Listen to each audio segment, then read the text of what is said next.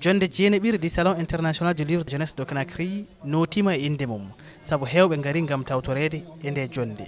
Aliou Sow gardiɗo suudu ɓaynirde defte hono édition gandal no arta e himme gonɗo e ngol kolol. Au salon du livre de jeunesse de Conakry wano no inde mum nden inni noon ko haala faransi ko bokkuji ko windete fi yo sukaɓe ɓen pay koye to sukoy koye heɓu ko janga hara koko winda fi maɓɓe ɓe janga fi no ɓe wawira jangugol ɓe janga fi no ɓe famira ɓa komo jangi si fama komo faami si hutora ko ɗum mi wowi haalde ɗon o salon ɗo noon koko mi wowi wadde hitande kala fuɗɗi hande folotiroji koko mbaɗata ɗum tawi ko sukaɓe jangoɓe. Ces trois niveaux là c'est le primaire, le collège et le lycée.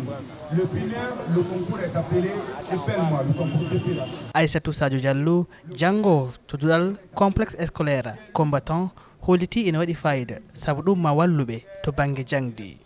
Minen ɗum ɗo welemi minen élève men par ce que so waɗi ɗum ɗo tout le temps ɗum ɗo wawemi minen kadi puusugol aɗugol tout le temps fi jangugol livre ƴettugol livre jugo fi heɓugol kon connaissance ki buye mum. Ngol kolol ina bismi leyɗe kewɗe no e majji Maroc, Cameroun, Côte d'Ivoire, Gabon kamɓe leyɗe goɗɗe e nder diwal ngal koko jokkata ha ñande jeetati lewru ndu gonɗen.